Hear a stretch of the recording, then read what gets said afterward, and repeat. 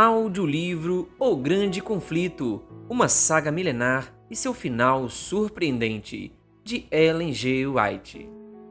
Capítulo 31. O Sobrenatural. Anjos de Deus e espíritos maus estão plenamente revelados nas Escrituras e misturados à história humana. Muitos acham que os santos anjos enviados para servir aqueles que hão de herdar a salvação, Hebreus 1, versículo 14, na verdade são espíritos dos mortos. Mas as Escrituras apresentam provas de que eles não são espíritos desencarnados dos mortos. Antes de serem criados os seres humanos, os anjos já existiam, pois quando os fundamentos da terra foram postos, as estrelas matutinas juntas cantavam e todos os anjos se regozijavam. Jó 38, versículo 7. Após a queda de Adão e Eva, mas antes da morte de qualquer ser humano, Deus enviou anjos para vigiarem a árvore da vida. Os anjos são superiores aos seres humanos, pois o homem foi feito pouco menor do que os anjos. Salmo 8, versículo 5. O profeta disse: Vi e ouvi uma voz de muitos anjos ao redor do trono. Apocalipse 5, versículo 11. Na presença do Rei dos Reis, eles se posicionam. Seus servos que cumprem a sua vontade, que obedecem à sua palavra. Salmo 103, versículos 21 e 20. Em incontáveis hostes. Hebreus 12, versículo 22. Eles saem como mensageiros de Deus. A semelhança de relâmpagos, tão ágil é seu voo. Ezequiel 1, versículo 14. Um anjo que apareceu junto ao túmulo do Salvador, com o rosto como um relâmpago, os soldados tremeram de medo e ficaram como mortos. Mateus 28, versículos 3 e 4. Quando Senaqueribe blasfemou contra Deus e ameaçou Israel, o anjo do Senhor saiu e matou 185 mil homens. Segundo Reis 19, versículo 35. Deus envia anjos em missões de misericórdia por seus filhos. A Abraão com a promessa de bênção, a Ló a fim de resgatá-lo da destruição de Sodoma, a Elias prestes a morrer no deserto, a Eliseu com carros e cavalos de fogo quando ele estava cercado por seus inimigos, a Daniel quando foi abandonado para se tornar presa dos leões, a Pedro condenado à morte na masmorra de Herodes, aos apóstolos na prisão de Filipos, a Paulo na noite tempestuosa no mar, a Cornélio a fim de lhe abrir a mente para que aceitasse o evangelho, a Pedro para que fosse levar a mensagem de salvação ao gentio desconhecido. De todas essas maneiras, santos anjos ministram ao povo de Deus. Anjos da guarda. Deus designou um anjo da guarda para cada seguidor de Cristo. O anjo do Senhor é sentinela ao redor daqueles que o temem e os livra. Salmo 34, versículo 7. Ao falar sobre aqueles que creem nele, Jesus disse: os anjos deles nos céus estão sempre vendo a face de meu Pai Celeste. Mateus 18, versículo 10. O povo de Deus é exposto ao ódio incansável do príncipe das trevas, mas Deus lhes garante que os anjos nunca deixarão de guardar seus filhos. O Senhor lhes dá essa certeza porque precisarão enfrentar agentes poderosos do mal, seres numerosos, determinados e infatigáveis. Anjos maus. Originalmente, os espíritos maus foram criados sem pecado.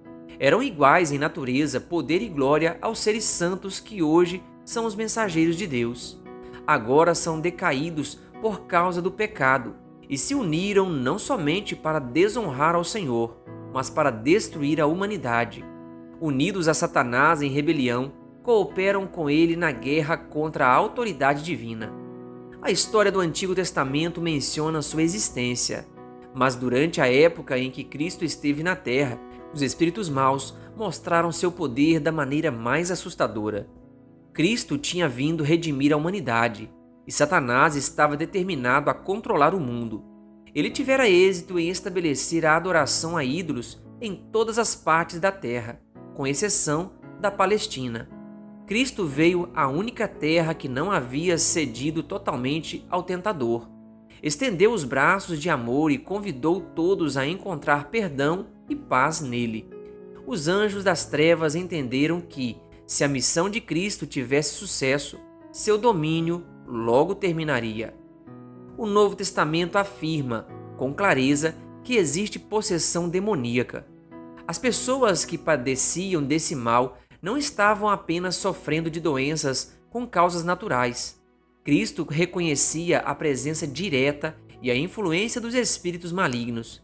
Os endemoniados de Gadara eram maníacos miseráveis, que se contorciam, espumavam e tinham acessos de ira. Cometiam atos de violência contra si mesmos e colocavam em risco todas as pessoas que deles se aproximavam. O corpo ensanguentado e desfigurado deles e sua mente insana formavam um espetáculo que agradava o príncipe das trevas.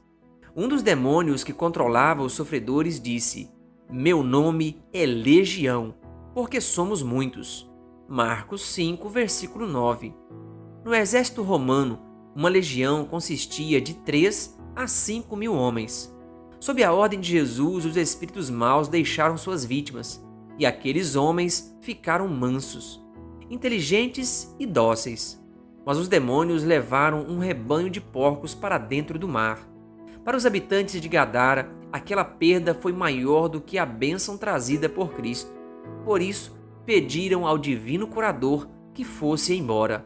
Mateus 8, versículo 33 e 34.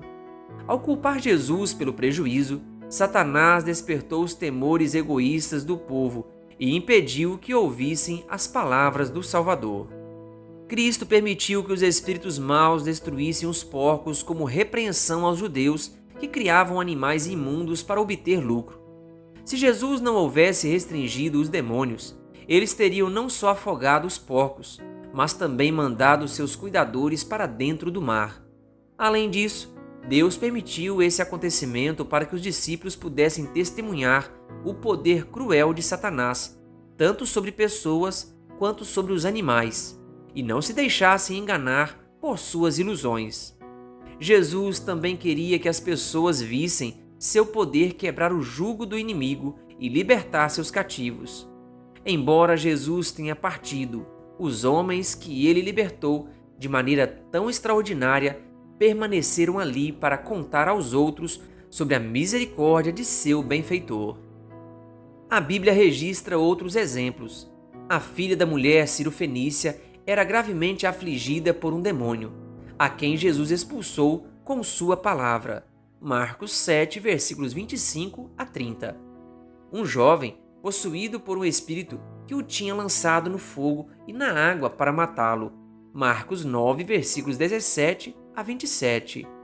O maníaco, atormentado pelo espírito de um demônio imundo que perturbou a tranquilidade do sábado em Cafarnaum.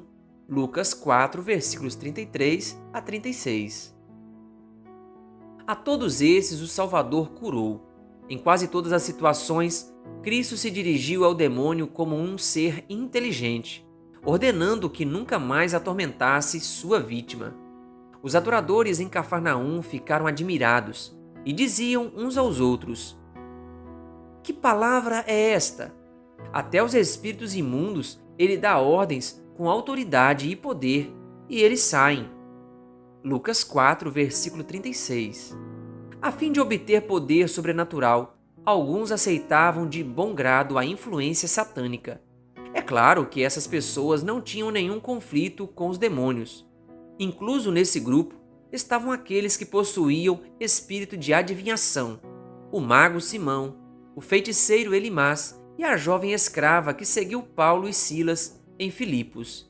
Atos 8, versículo 9 e versículo 18.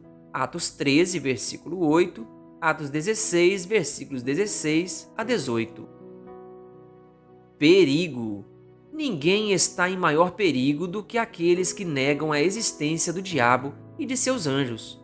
Muitos aceitam suas sugestões porque pensam estar seguindo a própria sabedoria.